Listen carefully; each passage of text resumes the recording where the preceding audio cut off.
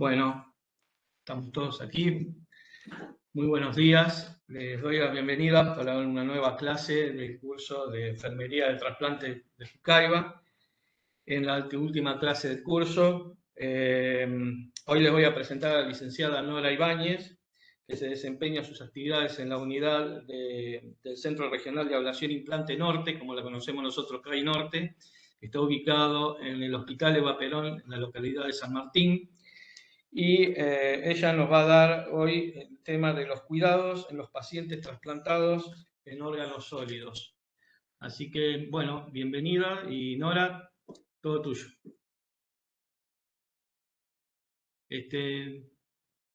Lo tenés el mute, el micrófono. Ahora, Ahora sí. bueno, muchas gracias Listo. por la presentación. Es un gusto estar acá con ustedes para contarles mi experiencia en el centro de trasplante, que es muy enriquecedora, por cierto, y es una especialidad, entre comillas, que todavía no es especialidad, pero es muy enriquecedora. Y enfermería juega un papel muy importante en relación al trasplante de órganos. Es el pilar fundamental dentro del equipo interdisciplinario. ¿Por qué? Porque posee los conocimientos, porque la experiencia clínica y las habilidades en la gestión, en la administración, permitiéndole llegar, liderar y organizar todo el servicio, ¿no? Trasplante, los cuidados de enfermería de estos pacientes es muy importante. Enfermería, como yo dije, siempre tiene un rol fundamental. Es enfermería la que está al lado del paciente permanentemente. Así que tiene que estar capacitada, comprometida para estar al lado del paciente y ver las condiciones del mismo y las intercurrencias que pueda hacer, ¿no es cierto? Los cuidados de enfermería se basan prácticamente en la prevención, o sea, cuando baja un paciente de quirófano, lo que tenemos que ver es las posibles complicaciones que pueda tener un enfermo en el post quirúrgico inmediato. Dependiendo del órgano a recibir, ¿no? Nosotros hacemos trasplante de riñón, hígado, renopáncreas y córneas. Así que, bueno, son pacientes delicados que bajan. Eh, Cuando baja un paciente de quirófano, lo primero que tenemos que hacer es estar alertas y el manejo intensivo y estar en el manejo intensivo del paciente trasplantado. ¿Cómo se hacemos eso? Simplemente con incorporar conocimientos es fundamental en la atención del enfermo. Este, Es importante, o sea, saber las complicaciones que puede tener un paciente trasplantado. Si no lo sabemos, no podemos entender qué es lo que le está pasando al paciente, ¿no es cierto?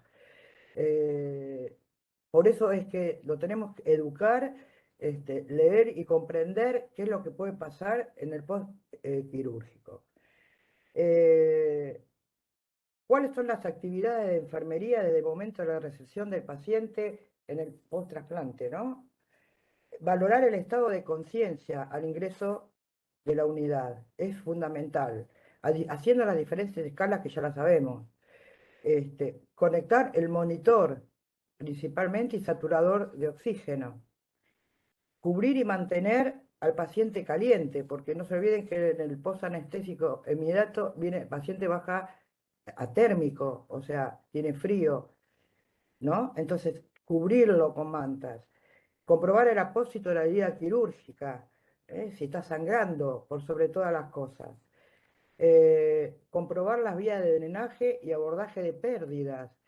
¿Por qué? Porque bajan con una serie de drenajes. Por ejemplo, un paciente trasplantado hepático baja con 3 drenajes.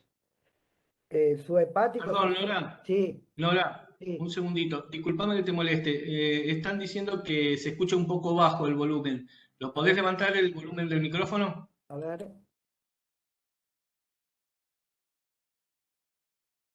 No sé cómo se levanta acá, a ver.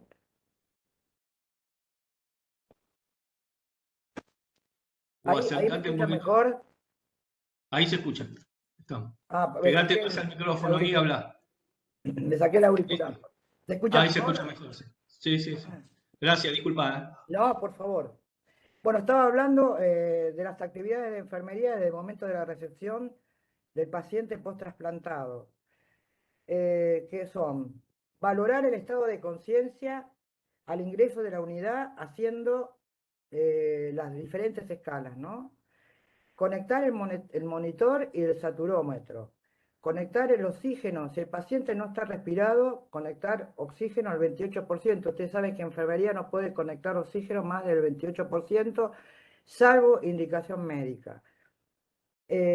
Con una cánula nasal o generalmente nosotros usamos de alto flujo. Siempre en tanto y en cuanto el paciente no esté respirado. Cubrir e mantener al paciente caliente, porque bajan atérmicos, o sea, por el proceso anestésico. ¿eh? Comprobar las vías de abordaje que tiene, tanto drenaje, sondas, ¿cómo se llama? O pérdidas sanguíneas de drenaje, porque bajan, son pacientes que son recién operados, con lavados, con mucho manoseo y hay que controlar los drenajes, la pérdida, el color, la intensidad, y que no sea sanguinoliento, si es aromático, si no es aromático. Eso es fundamental en el proceso de atención del paciente.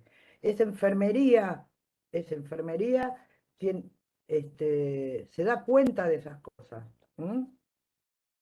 Tomar muestras para sangre, eso ya lo sabemos. Control de glucemia por hemobucotex es fundamental cada hora. Los controles vitales del paciente cada hora. Y si el paciente está inestable, cada 15, 20 minutos. Están los monitores multiparamétricos que se pueden regular perfectamente para tomar la presión en los tiempos que ustedes decidan.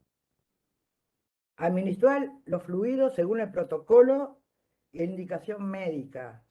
No se puede obviar nada, o sea, todas las indicaciones que tiene el paciente hay que cumplirlas, sí o sí, en tiempo y en forma. Si a mí me dicen que hay que pasar, indica una carga de potasio, ya la paso. Pues son pacientes que eliminan muchos electrolitos.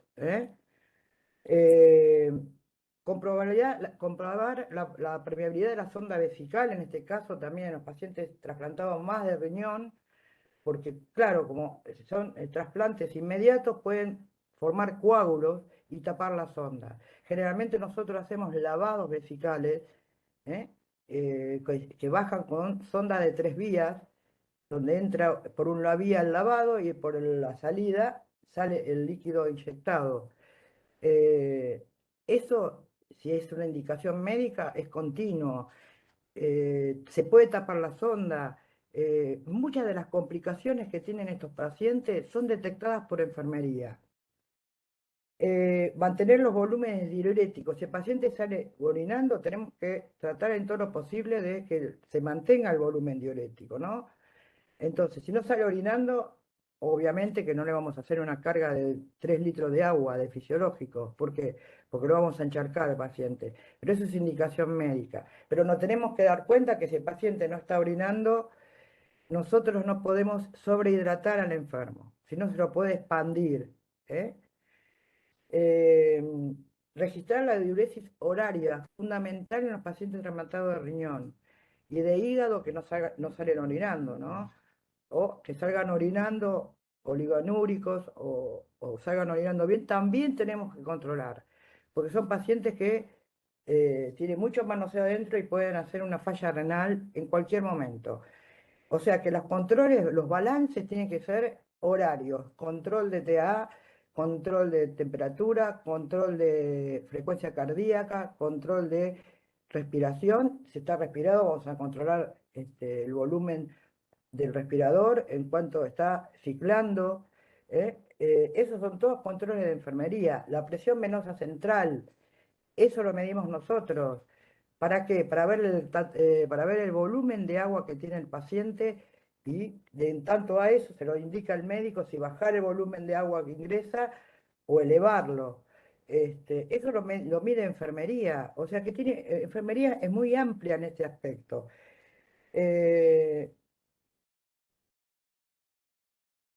¿Cuáles son los problemas que nosotros podemos tener este, ¿cómo se llama? Por atender un paciente de estos? Las complicaciones derivadas del acto quirúrgico pueden ser hemorragia. ¿Por qué? Porque se puede desuturar una arteria, empezar a babear o puede hacer un hematoma, empezar con una hemorragia. Eso lo detectamos nosotros, enfermería. ¿Por qué? En la gasa se puede mojar, empezar a mojar sangre, y ahí dice, bueno, algo está pasando, o salir por los drenajes sangre.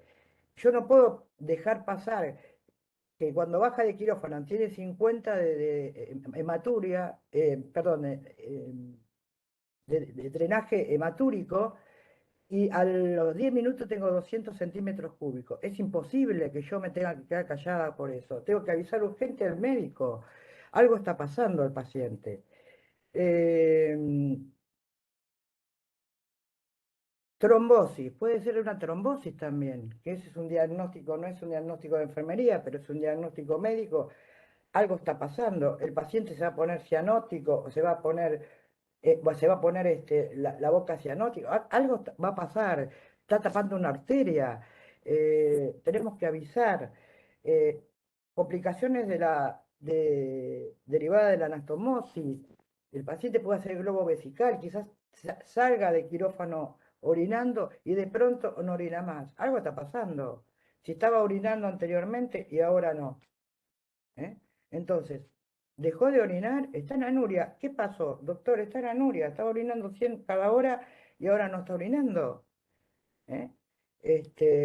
Algo está pasando.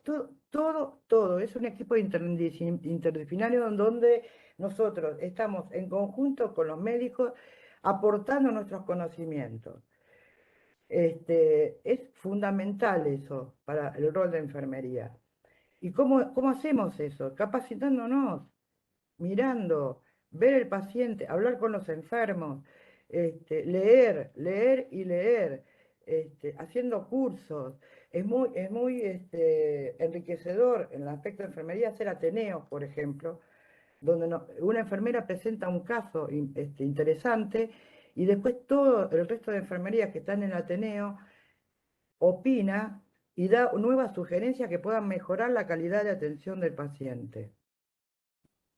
Eh, Otra de las cosas es la permanencia al lado del paciente. Si yo tengo un paciente operado de un trasplante de hígado y yo me voy, yo no estoy viendo al paciente. O sea que una enfermera por cada paciente en el operatorio inmediato es fundamental, porque ahí yo voy a detectar las anomalías que pueda pasar. Yo sé que no hay mucho personal en los hospitales, pero siempre es conveniente poner en el trasplante inmediato una enfermera. ¿Para qué? Para que nosotros veamos el comportamiento del paciente y las intercurrencias que pueda hacer en el momento del post quirúrgico inmediato, que es el momento más delicado. Este, y por sobre todo, valorar al paciente desde la punta de la cabeza hasta la punta de los pies. La evaluación encefalocaudal es fundamental. Yo tengo que ver al paciente cuando llega y evaluarlo. Conectarlo primero todo, el monitor, todo, conectarlo y después lo evalúo. ¿Qué está pasando con este paciente? ¿Cómo lo bajaron? ¿Qué es lo que tiene? ¿Qué no es lo que no tiene? Lo anoto. Todo se anota, todo. Porque después no hay reproche de nada. Si tiene un drenaje que está drenando bastante líquido, lo anoto. Todo se anota. En la hoja de enfermería también, las intercurrencias, todo se anota. Enfermería no puede dejar nada al azar, nada al azar. Es un compromiso muy importante que tiene con estos pacientes.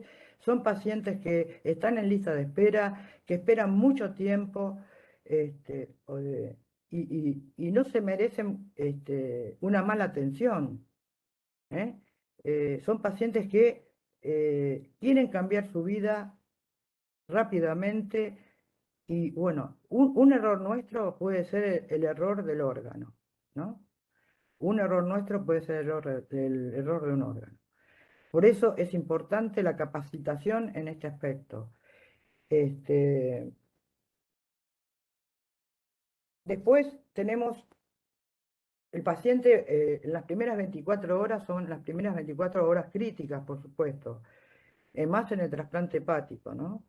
Después el paciente se va descomplejizando a medida que pasa el tiempo. Son pacientes que evolucionan muy rápido, si el órgano funciona, por supuesto. eh, y quizá, por ejemplo, en un paciente renal, nosotros lo estemos levantando al segundo día, ya lo llevamos al baño para bañar. O sea, no son pacientes que van a estar para durar en la cama 30 días. No en este caso en el paciente hepático, ¿no? Así que más o menos tiene 10 días o 7 a 10 días de permanencia en la cama. Así que son pacientes que se evolucionan rápido, más el renal, y ¿cómo se llama?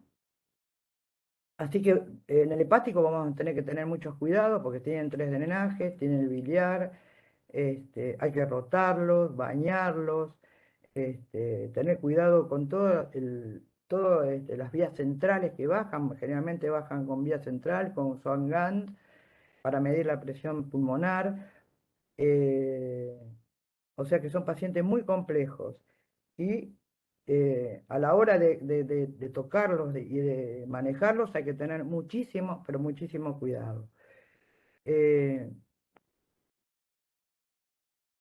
Cuando el paciente está bien ya, digamos, y o no orina, porque generalmente, esto se lo iba a comentar, el tiempo de isquemia de un trasplante, cuando más, pero el tiempo de isquemia desde el momento que se clampea el órgano del donante al momento que se desclampea en el receptor, la arteria estamos hablando, ¿no? Eso se llama, entre el momento ese del donante y el momento del receptor se llama tiempo de isquemia.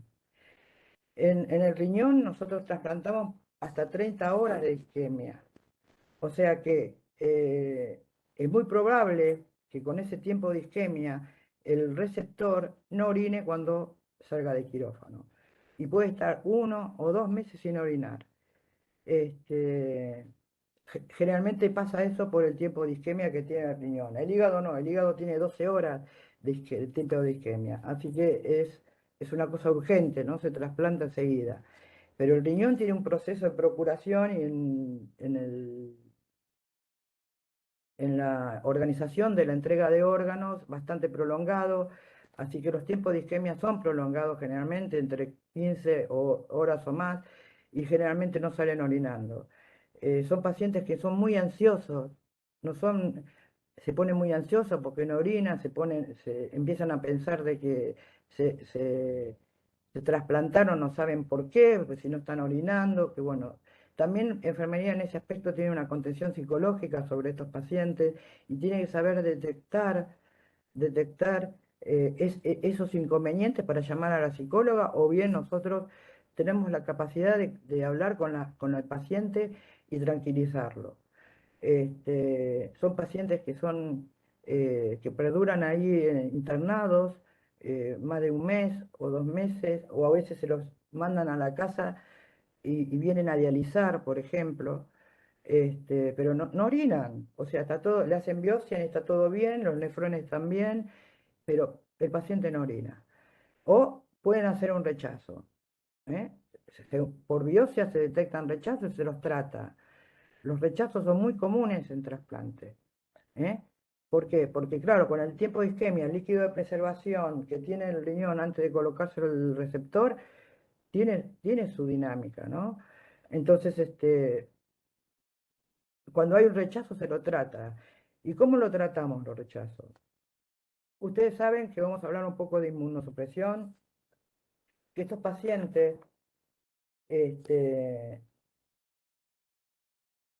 sabemos que vienen con un grado de inmunosupresión, no están inmunosuprimidos, vienen con su sistema inmunológico normal. Entonces, ¿qué pasa? Nuestro sistema inmunológico es tan inteligente que cuando reconoce que hay un cuerpo extraño en el organismo, lo ataca, ¿no? En este caso es el órgano sólido. Entonces, ¿qué pasa? ¿Qué hacemos nosotros ante eso? Sabiendo de que el paciente no está inmunodeprimido. Antes de subir al quirófano, se lo inmunodeprime. ¿Con qué? Con metilprednisolona, que es la famosa deltisona, pero en forma endovenosa. Se le da 500 gramos de deltisona y después se lo inmunodeprime con drogas inmunosupresoras, que son triples esquemas generalmente. ¿Para qué? Para que cuando suba al quirófano ya el paciente esté inmunodeprimido. ¿Por qué?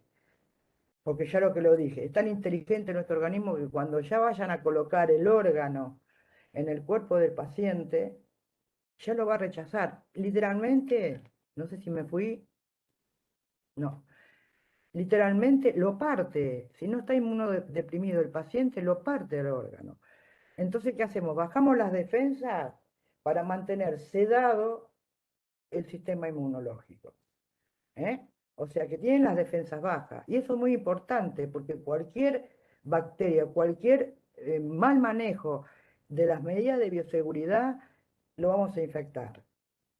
Entonces, ¿cuál es el proceso de lavado de manos en estos pacientes? El lavado de manos es fundamental en enfermería y en los médicos también.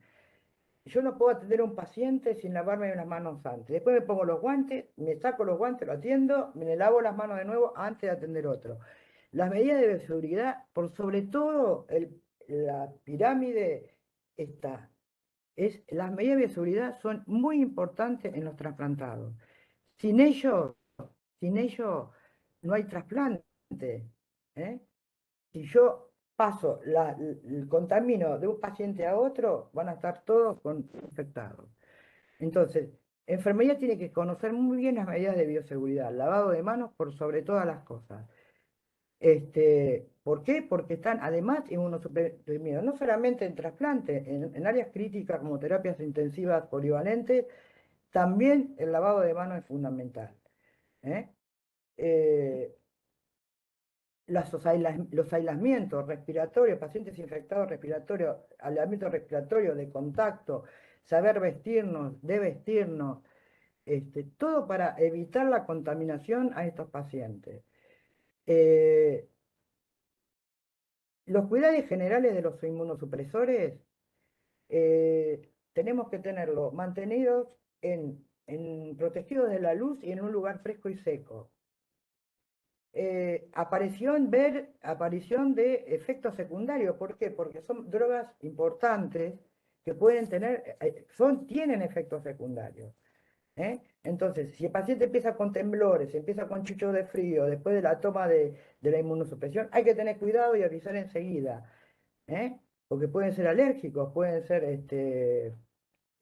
rechazando la medicación también. Mantener los horarios de los medicamentos. ¿Por qué? Porque es fundamental. Nosotros tenemos un triple esquema que son la deltisona a las 6 de la mañana, el, el tacrolimus, que es el famoso FK, y el Sandimun, que es a las 9 de la mañana y a las 9 de la noche. ¿Qué hacemos nosotros? Para tener una mejor absorción, ¿se me escucha bien? Hola, Sí, se hola. oye. Se Sí, oye, sí, sí. sí. Dale, se Porque escucha, se escucha. me frisé.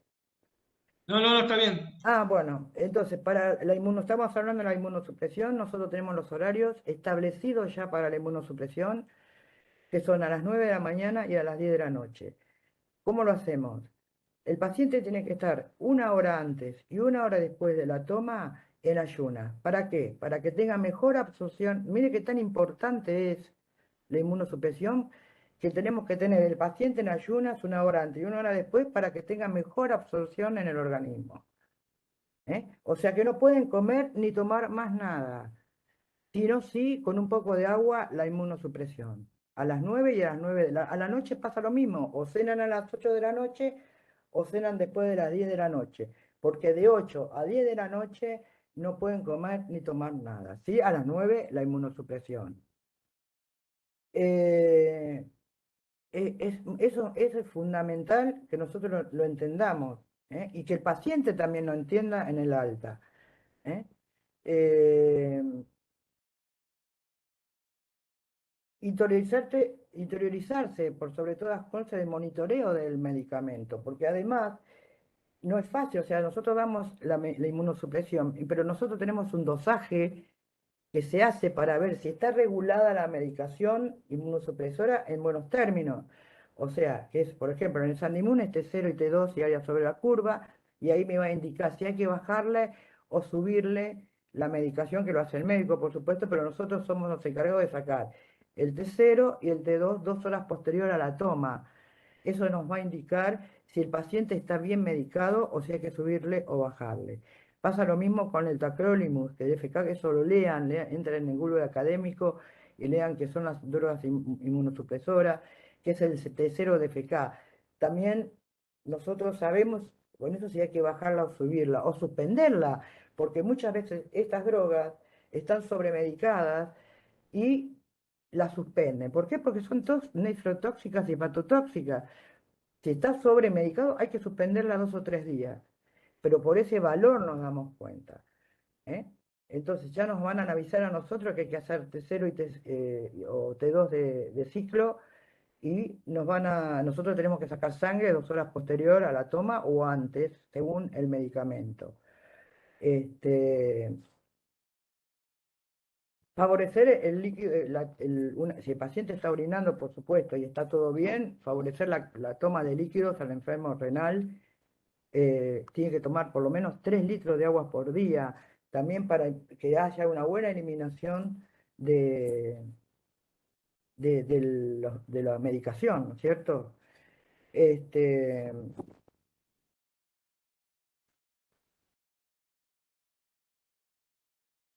posterior, no sé si tienen alguna pregunta que hacerme antes de seguir. ¿Hay alguna pregunta? ¿O está todo más claro?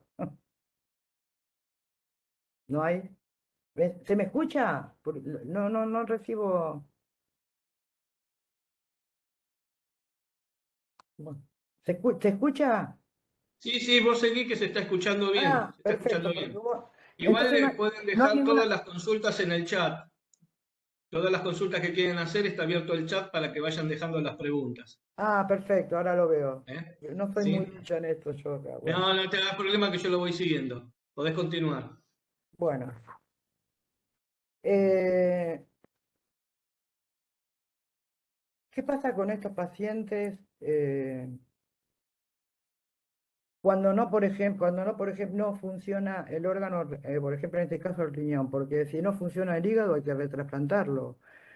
En las primeras 24 horas nosotros de un paciente trasplantado de hígado nos tenemos que dar cuenta por los valores del laboratorio que el hígado no está funcionando, no están bajando gradualmente los valores. Entonces, ¿qué pasa? Directamente si vemos que en 48 horas el paciente no reacciona, el hígado no funciona bien o está trayendo complicaciones, se lo vuelve a poner en lista de espera de emergencia nacional y se lo retrasplanta. Pero en el riñón no.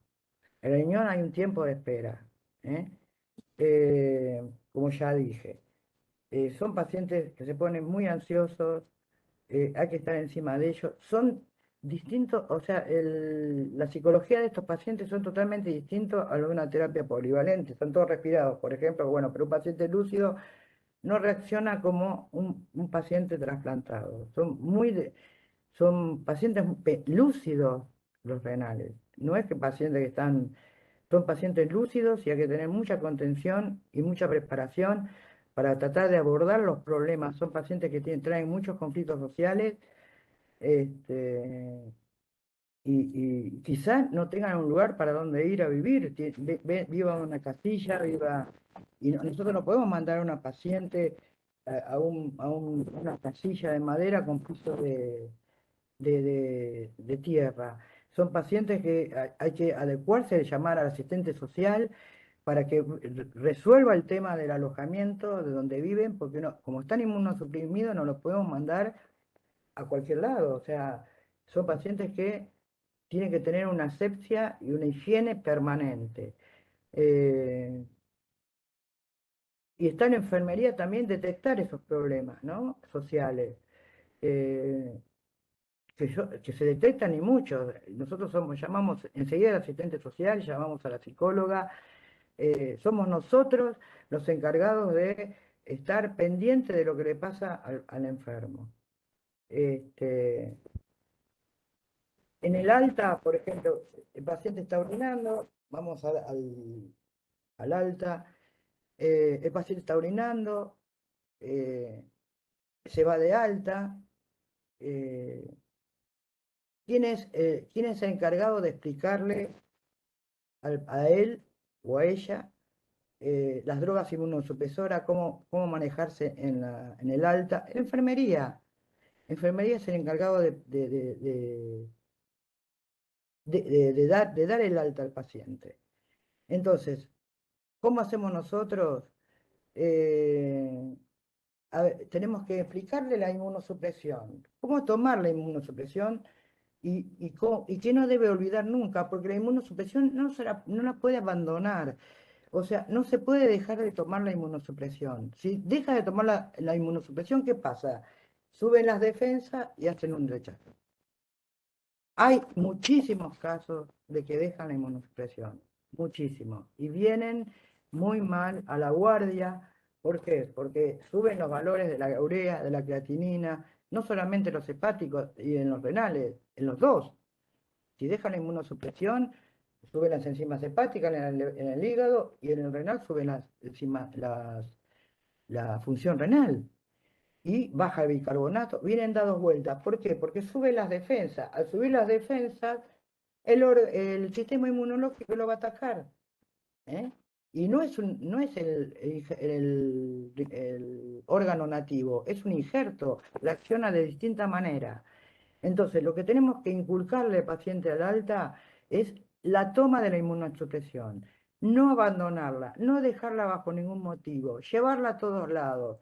Si se van de vacaciones, la tienen que llevar. Si se van a una fiesta y a las 9 de la noche están en una fiesta, se la tienen que poner en el bolsillo y tomarla a las 9 de la noche. No pueden dejar bajo ningún concepto, ni un día, la inmunosupresión. Eso se lo tenemos que dejar bien en claro al paciente. ¿Eh? Bien en claro, explicarle qué es la inmunosupresión, cómo se toma, mostrarle en el momento eso, decirle, bueno, elegilo vos, qué tomas a las 9, qué tomas a las 10 y ellos te van separando de las drogas. Explicarles por qué no pueden dejar las drogas inmunosupresoras, porque no lo saben, no lo saben. No hay una preparación previa en el paciente que se va a trasplantar. En los centros de diálisis no nos preparan, los tenemos que preparar nosotros. En el pretrasplante también explicarle al paciente qué es lo que le van a hacer, porque vienen sin saber absolutamente nada. Entonces vienen muy ansiosos, muchos no se quieren trasplantar. ¿Eh? ¿Por qué? Porque eso es una cosa desconocida para ellos porque no los preparan previamente. Y sí hay que prepararlos posteriormente, en el alta. ¿Eh? No pueden ir, por ejemplo, en los primeros 6 meses no pueden ir a un cine. Donde haya aglomeración de gente, no pueden ir, porque van a entrar sanos y van a salir infectados. Porque la carga inmunosupresora va a ser muy alta en los primeros meses. Después el cuerpo se va adaptando. No quiere decir que van a dejar la inmunosupresión, pero se va adaptando al órgano, al injerto, ¿no? Y las drogas van a bajar, van a bajar en dosis, digamos. Entonces, explicarle que no pueden ir a un cine, no pueden ir a un teatro, no pueden ir a un baile, no pueden salir de la casa. Si salen, salen con barbijo. ¿Eh? Si vienen a control, van a venir una vez por semana a control en el alta para regular las dosis y ver cómo andan, si siguen orinando, si bien, si va bien, si la función renal sigue bajando. Una vez por semana van a control. Se tienen que bañar todos los días bañan, porque eso arrastra bacterias y arrastra gérmenes. Cualquier inconveniente que tengan, un poquito fiebre, 38 más, tienen que venir al centro al CRAI a hacerse ver porque hay una infección. No son pacientes que hacen una 38 de temperatura porque sí. Algo está pasando. Generalmente en los trasplantes renales, por ejemplo, hacen muchas infecciones urinarias, recurrentes. Entonces, ¿qué hacemos nosotros? Llegan a la guardia con fiebre, pues llegan con vómitos, diarrea, ¿qué es lo primero que hacen? ¿Eh? ¿Y qué hacemos? Le sacamos sangre, uro, sedimento, lo que sea, lo mandamos a cultivar y enseguida nosotros tenemos los resultados, los directos, digamos, y los medicamos. Si el paciente está mal, ya directamente lo internamos. ¿Eh? Si el paciente tenemos valores de bicarbonatos bajos, el paciente está sudoroso, ya se interna y se trata con antibióticos. Las infecciones urinarias están al día en el CRAI. Pero ¿qué pasa? A veces llegan tarde, esperan 3 o 4 días cuando el paciente ya, el riñón ya sufrieron la función renal y lo tenemos que dializar 2 o 3 días para tratar de normalizar el riñón. O ponerle drogas inmunosupresoras porque hacen hipotensiones. Por eso lo ideal es que le explicamos nosotros que cuando tengan un proceso febril vengan enseguida y no esperen ese tiempo de 4 o 5 días a ver qué pasa. La dieta es fundamental. No pueden comer cualquier cosa. No pueden ir al carrito de la costanera y comerse un sándwich de chorizo. Porque cuando lo coman van a venir intoxicados. ¿Eh? De hecho, ya ha pasado. Entonces, la dieta tiene que ser estricta. Tiene que ser todo hervido. No pueden comer nada que no sea crudo. La verdura lavada y pelada, perdón, la fruta lavada y pelada, todo hervido a la plancha o al horno. No pueden comer fritura, no pueden tomar bajo ningún concepto alcohol, no pueden tomar por las drogas que toman. Y tenemos problemas nosotros en las fiestas, esto, ¿no? Que dejan la inmunosupresión para tomar alcohol. Así que bueno, esas cosas hay que explicárselas. No puede haber en la casa, si hay contacto con chicos, por ejemplo, si hay muchos de los trasplantados tienen hijos, pero los hijos se enferman también, entonces hay que explicarle que tienen que separarse, usar barbijo dentro de la casa hasta que pase el proceso de enfermedad eh, de la persona, del familiar, y tratar de aislarse del familiar enfermo. Son muchos de los cuidados. Uno piensa que estar trasplantado es fácil y, y- y- y no lleva, o sea, yo me voy por la vida alegremente. No, no es así, ¿eh?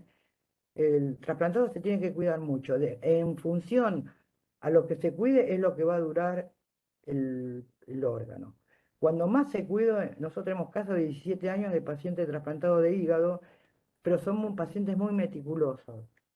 Este, pero se tienen que cuidar el resto de la vida. No es fácil ser trasplantado, le cambia la vida completamente, están esperando eso porque le cambia la vida. El hígado, si no lo trasplanta, se muere, y el riñón prosigue su diálisis, o sea que están esperando ansiosamente ese trasplante y lo tienen que cuidar. Es la única forma que el trasplante, que el injerto perdure en el tiempo, ¿eh? Eh, bueno, no sé si quieren hacer alguna pregunta más específica que yo me haya pasado por alto.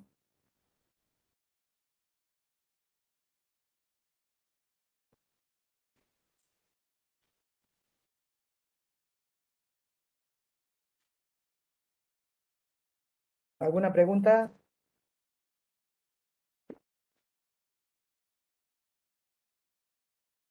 Bueno, por Sí, último, tenemos una consulta. sí, dale. Gisela nos pregunta si el paciente no tiene familia, ¿es un impedimento para acceder a la lista de trasplante por no tener contención familiar y de cuidados?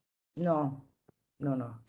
No hay discriminación en ese aspecto. Se anota en lista de espera y después, bueno, el asistente social resolverá qué va a pasar con el enfermo. ¿Eh? Pero no se puede discriminar a un paciente que vive solo. Imposible. Se trasplanta. ¿Mm? Después se buscará la forma, por ejemplo, si tiene algún familiar lejano, un tío, un amigo.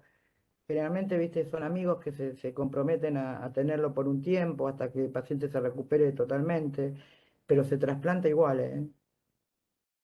No es condición de Eh, estar sola. Laura Lascano nos pregunta, ¿alimentos no recomendados más allá de lo crudo o frito? Todo lo que sea fritura, por ejemplo, no. Verduras, lechuga no, por ejemplo. Lo que no se puede hervir no se puede comer. Todo lo que se pueda hervir sí se puede comer. Picantes no pueden comer tampoco, ¿eh? Pero pueden comer condimentos no picantes, sin problema. Todo lo que sea embutidos tampoco pueden comer, todo lo que sea fiambre, chorizo, todo eso no pueden comer. Este, todo básicamente, todo hervido, todo al horno. eh, Pueden comer, por ejemplo, una milanesita napolitana, pero al horno, no frita. ¿Eh? Eh, Nosotros tenemos nutricionistas donde les da la dieta, pero básicamente es todo cocido, lavado previamente. La papa, por ejemplo, como para decirte algo, la papa la tienen que lavar, pelarla, lavar el cuchillo y después cortarla. Volverla a lavar y cortarla. O sea, es limpiar, la medida de bioseguridad, por sobre todo lo que yo siempre insisto, la medida de bioseguridad sobre estos pacientes es fundamental. Y en la comida también. ¿Eh? Clara nos pregunta si podés repetir el nombre de los fármacos de tratamiento de los inmunosupresores. Bueno, hay varios fármacos. La ciclosporina es uno de ellos. Otro es, que eso quiero que lo lean porque es muy largo de explicar, lo leen en Google Académico, está muy bien explicado. La ciclosporina es una. El tacrolimus, la ciclosporina viene en tres formas: 25 miligramos, 50 y 100 miligramos. Y también viene en suspensión, porque no olvidemos que hay pacientes que no pueden tragar, porque son comprimidos muy grandes y a veces no nos pueden tragar y nosotros le damos suspensión. Después viene el tacrolimus, que viene en dos formas: de 0,5 miligramos y de 1 miligramo. Y de 5 miligramos también. Después está el Certican, que viene en distintas formas. El Certican viene en 0,25, 0,75 miligramos. Y después está el Celsep, que es el micofenolato de sódico, perdón, micofenolato de mofetilo, que viene en dos formas: el de 500 miligramos y de 250 miligramos. Después tenemos el Mifortis, que es el nombre comercial, que es el micofenolato sódico, que viene 360 miligramos y de 180 miligramos. Después tenemos, ¿cómo se llama? Creo que ya dije todo. Y ya no tenemos. Son triples crema, esquema, perdón.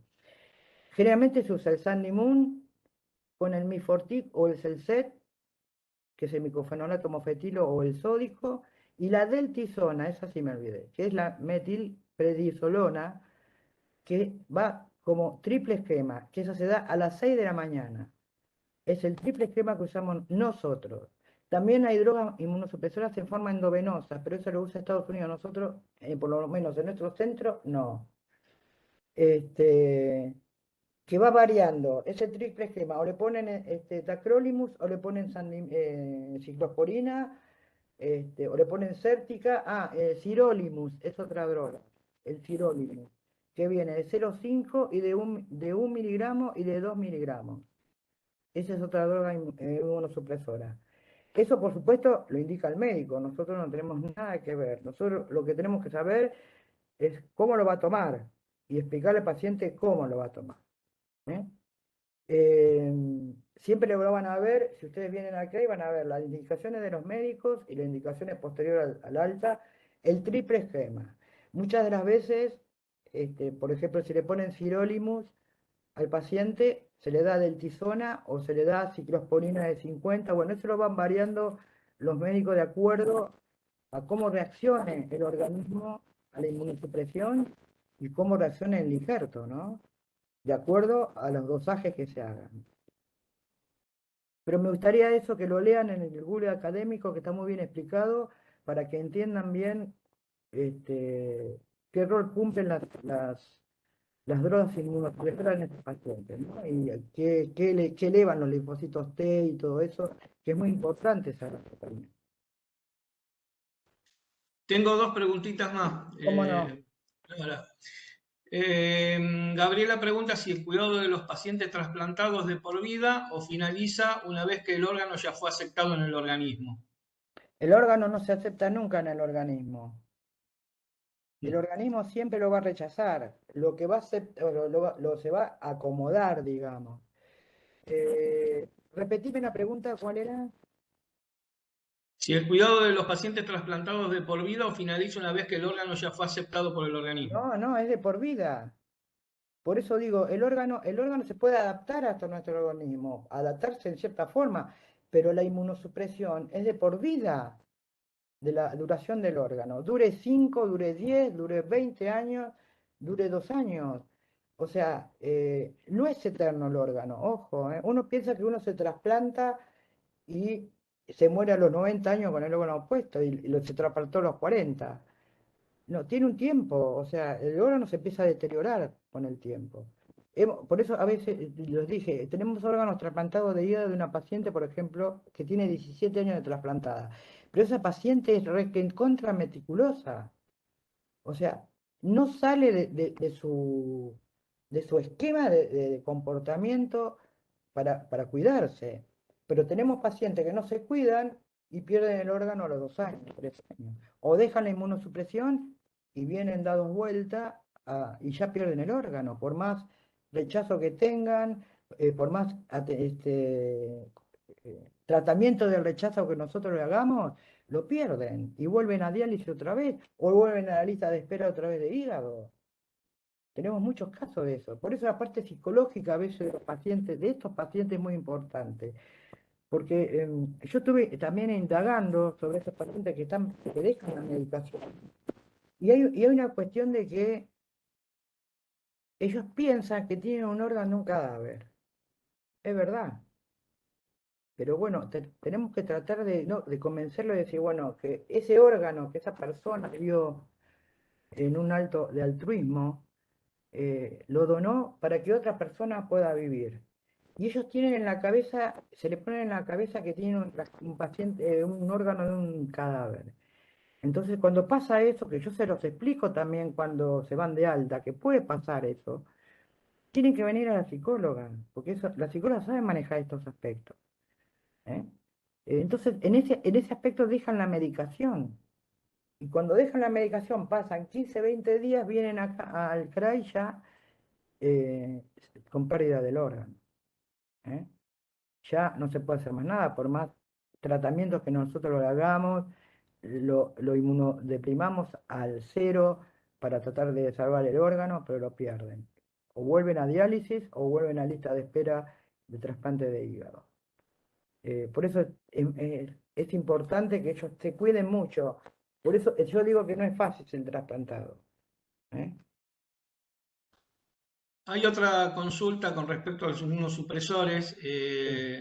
Laura consulta si estos pacientes tienen protección gástrica o Sí. suelen hacer hemorragias digestivas. No, no, no, tienen protección gástrica. Es muy raro que hagan hemorragia digestiva, porque ya desde la internación ya le damos nosotros las omeprazol, por ejemplo. Usamos mucho omeprazol. Y se van con omeprazol. Siempre tienen protección gástrica, porque puede pasar que pueda tener hemorragia. Pero no, generalmente no tenemos nosotros, problema en ese aspecto. Y la última que tengo acá es, están consultando sobre el Google académico, cómo lo buscan, cómo es. Entras en la computadora, en el buscador pones Google académico.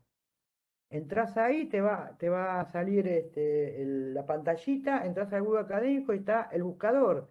Entonces buscas inmunosupresores o drogas de trasplante y te salen 250 millones de artículos. ¿eh? Pero siempre en el Google académico. ¿Por qué? Porque son trabajos aprobados, ¿no? No busco yo en la plataforma de Google cualquier cosa, lo busco ahí porque ahí son trabajos aceptados y aprobados. Todo lo que sea información, investigación, eh, preparación de trabajos, hay que buscar los trabajos en Google académico. siempre. Bien, una paciente trasplantada coronaria, ¿no es beneficioso que quede embarazada? Nosotros tenemos, no, porque hay tratamiento, o sea, se trata eso. No hay problema. Nosotros hemos tenido pacientes embarazadas que han tenido su hijo perfectamente bien. Se adecua la droga a inmunosupresora. ¿Estamos? Bueno, ¿Cómo? Es un no sé si embarazo. querés que pasemos al video. Comentemos que es un embarazo de riesgo, ¿no? Hay que tener mucho control, hay que controlarlo mucho, este, por sobre todas las cosas. Pero pueden hacer perfectamente. Bueno, ahora yo le voy a pasar un video que hizo la universidad de que yo participé. En realidad lo hice yo el video, pero bueno, participaron dos alumnas de la Universidad Nacional de San Martín, la USAM, donde va a hablar el doctor Lorenzo Toselli también, que es el director del CRAI, donde estamos ahora, que ahora se está por jubilar y va a asumir la doctora Aleman, que le agradezco a la doctora Silvina Aleman haberme comprometido con ustedes para charlar un poco sobre trasplante, y va a asumir en diciembre. El doctor Toselli ahí explica lo que es el procuración y todo eso, es un video muy interesante que quiero que lo escuchen bien cuando habla él, y hay una entrevista a un paciente también trasplantado de riñón, que le va a explicar su experiencia como trasplantado. Así que los dejo con el video y les agradezco mucho haberme escuchado, aguantado.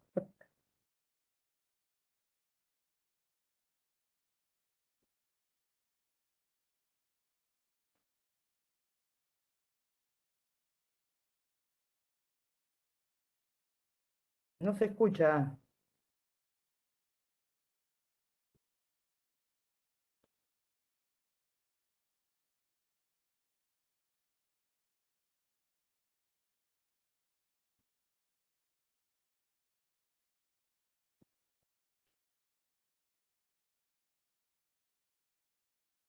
No sé si tiene audio esto. ¿Tiene audio?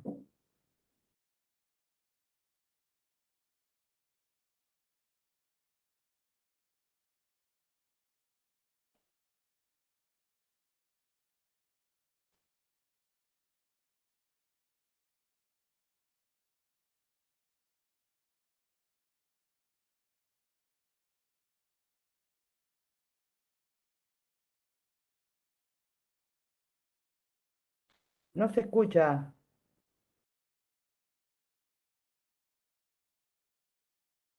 ¿Ahí se escucha? No. Aguarden un segundito entonces.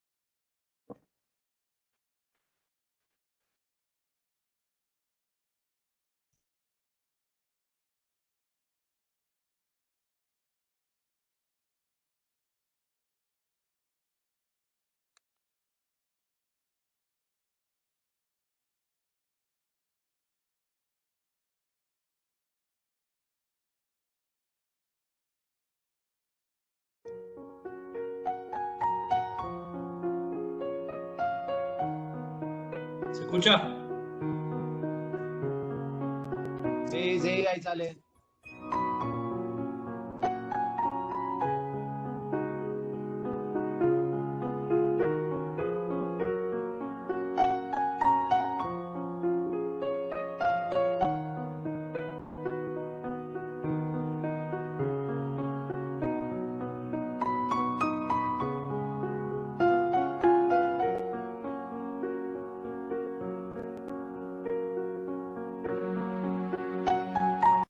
Bueno, estamos con el doctor Lorenzo Tosele, que es el director del Centro Regional de Ablación e Implante Norte, y nos va a sacar algunas dudas. Doctor, muchas gracias por su disposición. Ante el mito de que algunas personas tienen con la muerte encefálica, ¿me podría explicar cómo se comprueba legalmente?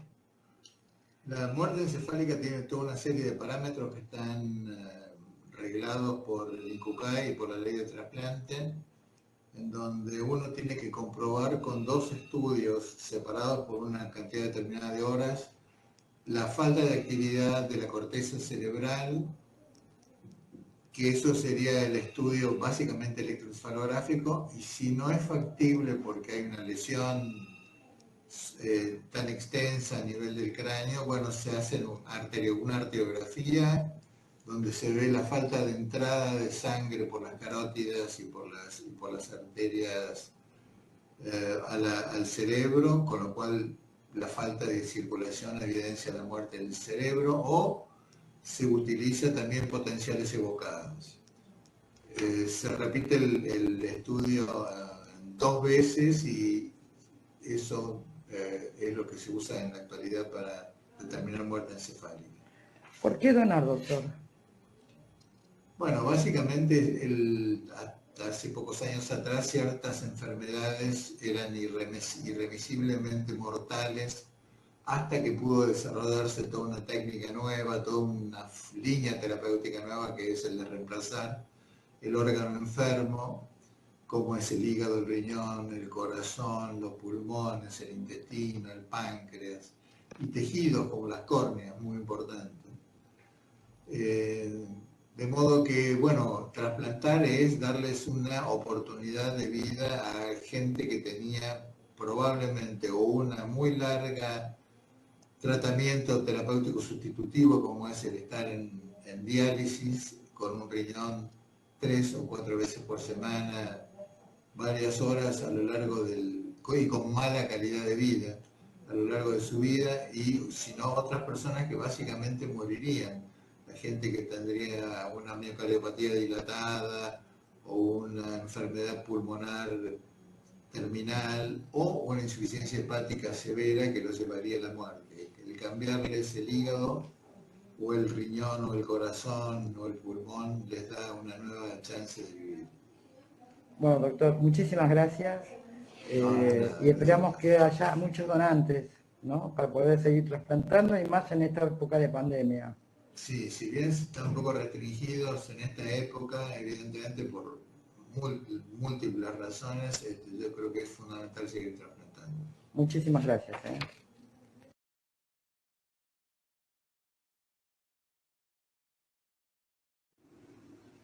Tu nombre y apellido, por favor. Mi nombre es Néstor Videla. ¿Trasplantado hace cuánto? Trasplantado van a ser 8 años, en el año 2012. Y bueno, mi vida cambió para bien. ¿Cómo te cambió la vida?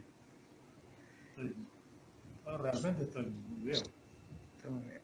Después de haber estado 9 años en diálisis, que fue, no digo de terror, pero fue bastante complicado. ¿Tu vida cómo es ahora? Prácticamente normal. En este momento, bueno, como a todos, pero van a vivir preocupados. Por la pandemia. Por la pandemia, sí. Bueno, pero hay formas de cuidarte, ¿no? Sí, yo me cuido. No salgo, la primera vez que salgo para buscar la medicación. ¿Qué haces normalmente en tu vida ahora? Ya a partir de que no vas, hace muchos años que te trasplantaron, no vas más a hemodiálisis, que eso es lo que te cambió realmente, ¿no? Sí, claro. ¿Tu vida cómo es ahora? Y prácticamente como era antes de enfermar. O sea, con algunos cuidados mínimos, son los que están funcionando. O sea que estás a favor del trasplante entonces. Por supuesto, ¿no? Sí. Y bueno, ¿y qué le dirías al donante? Más que nada agradecimiento a la familia, porque el donante, también que uno decide si es donante o no, pero después las cosas pueden, la familia puede decir lo contrario. Así que siempre estoy muy agradecido a los donantes. O sea que estás a Al favor. mío y al general a todo el mundo, todos los donantes. Exactamente. Bueno, te agradezco mucho. Seguir cuidándote, más en esta época de pandemia. Sí, Muchas sí. gracias.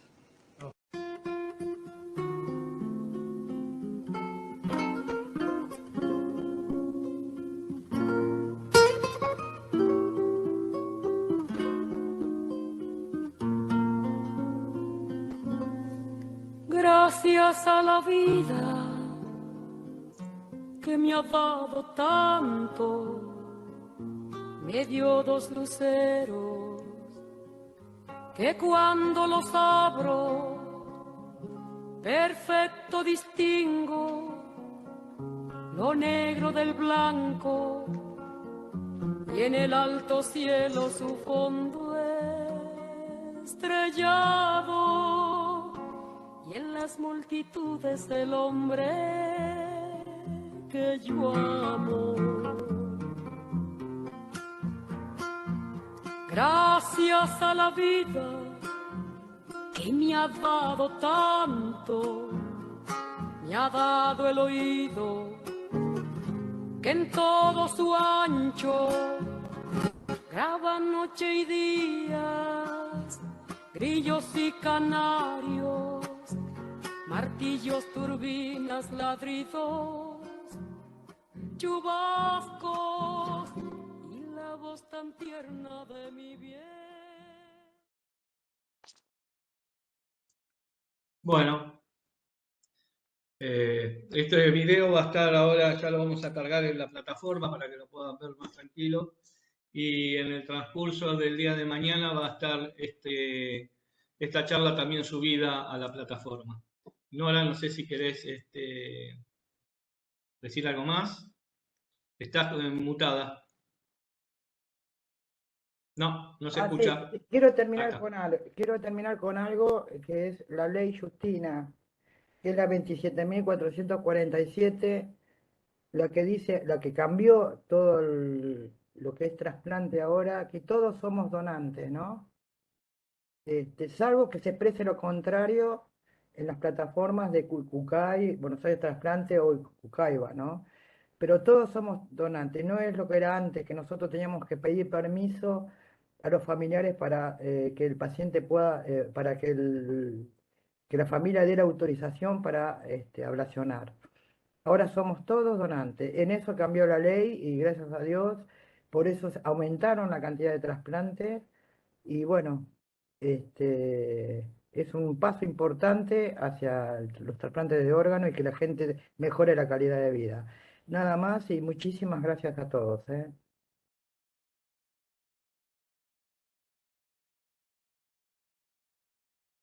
Bueno, muchas gracias, Nora. El miércoles que viene entonces tenemos la última clase, así que bueno, los esperamos el miércoles, que tengan una buena jornada y muchísimas gracias por acompañarnos. Buenos días. Igualmente, gracias por todo.